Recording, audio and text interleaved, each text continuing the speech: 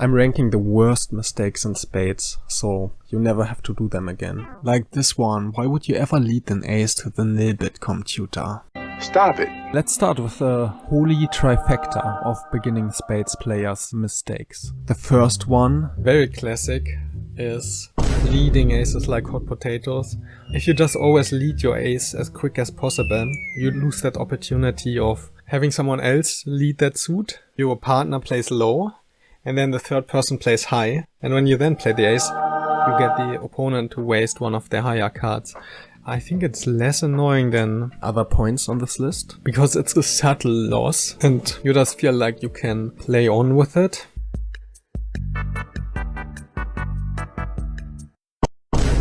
One thing that beginners always do wrong is if they have few spades, like less than 2 spades, they don't account that in their bidding. They still count all their aces and kings. You have to subtract 1 if you have 1 or 0 spade. You have to subtract 1 from your regular one. Don't be like that guy. He bids 3, gets his point.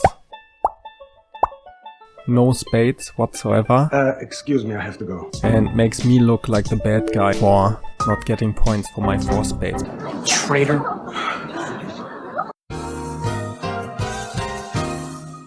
I think it's bearable though. It doesn't really ruin the enjoyment of the game as some of the later points on this list. Doesn't know how to lead spades. That's an absolute no-go for me. It's the main suit, right? So if they don't know how to play that, then Not good. every hand where your team has more spades than the opponent team, which is like 50% of the hands, is one where, as an advanced player, you often lead the spade suit as soon as you can. Bleed the opponent team out of their spades so that they can't cut in with it, while you maintain your ability to get a couple of cuts at the end that also set you up for continuing at the end game with the suits that you want to continue with. So it has so many advantages. One of the most frustrating things when I play lower level people and they don't know that. Sometimes you can still kind of force it. You can lead the spade and the opponents still bleed out of spades even though your teammate is not playing high or is not playing it back. It's where you often wonder like, did my teammate have any idea we even went for the set? Also a classic one. Doesn't know the Marth at the last hand. Yeah, I think we all have lost games like that. Reddit is also full of stories where you have already won your game pretty much, and for some reason, even though you have one back, the teammate just bids 1 more than is necessary to reach 500. Or in the case of this example, 250. And that's the one that costs you the set, you know, those types of situations. That's just too close for comfort. And I think it's not people being stupid or anything like that. The Marth itself can be quite tricky. You have to take into account the Marth till 500 compared to the opponents. All the tricks, all the bags, like you have to have multiple calculations. And that's also something you get used to when you have practiced it a couple of times. Practice. Needlessly risking a sure win. I would still partner someone like that, but just about. When you're behind and they're not playing for win. Let's say your opponents need 9 tricks and they have won the game.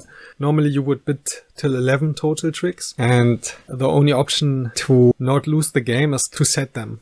So you might as well bid 14. So that in case you do make it, you get some extra points and avoid an extra bag. Otherwise, it doesn't matter anyway, right? But admittedly, it's usually in situations where you kind of lost anyway. There is no hope. So I wouldn't say it's okay or relatable, but I think it's a small cut. Yeah. Always tries to set opponents. I think this is a rare thing, and if someone is good, then I freaking love that. So I'm almost putting it into kind of good.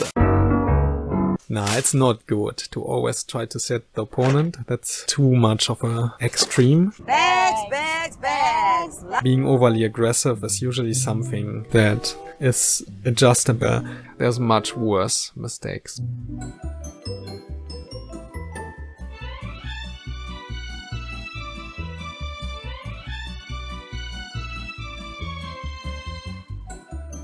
So 11 bits are bagging situations. The more you rise the ranks, the less you encounter those people. that just always think about bagging the opponents on an 11-bit and never really go for the set. Because if you think about it mathematically, sets are just so much more valuable than giving those 2 bags on an 11-bit, that once you know all those techniques to maximize your points, it's just justified to go for the set a significant amount of time. And often, if it doesn't work, you're still able to make a U-turn at the end and potentially give them bags after all. So yeah, I just think that the game loses a lot of its strategic appeal when you never play for the set on an 11-bit. I'm at the point where I think I have a better option. okay, only things about bags, same.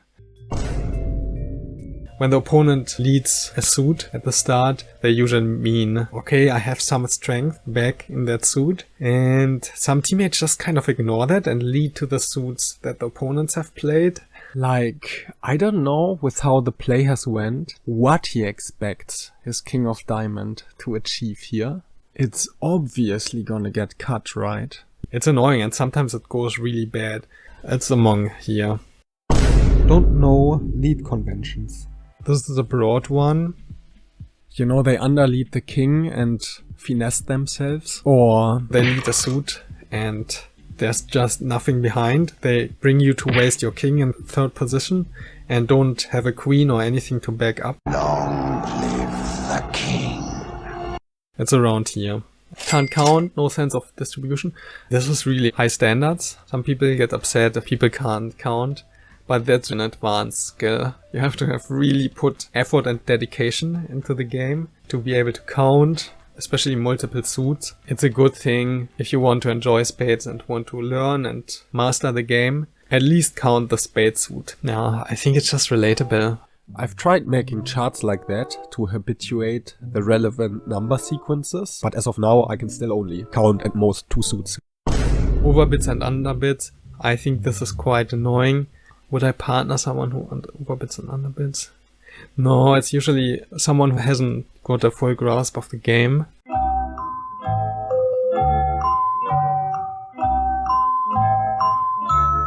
So, no, you don't want to partner someone like that again. Okay, this is the convention that you play low in second hand. The logic behind it is, you don't know if your teammate can win the trick without using up a spade.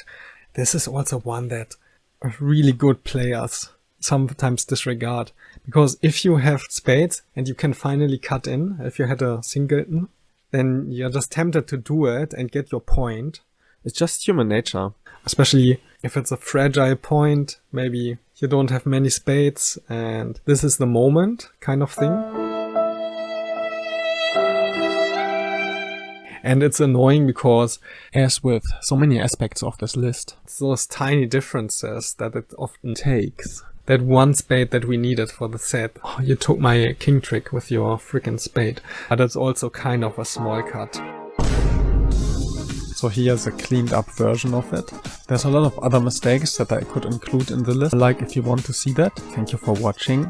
I am actually a psychologist by trade and offer life coaching, so feel free to reach out to the email in the description. You can actually lead the ace, but mainly if it's part of an ace-king combination, then it's actually a really good lead. There's a lot more exceptions and situational factors I could talk about, but I just have to leave it at this for now.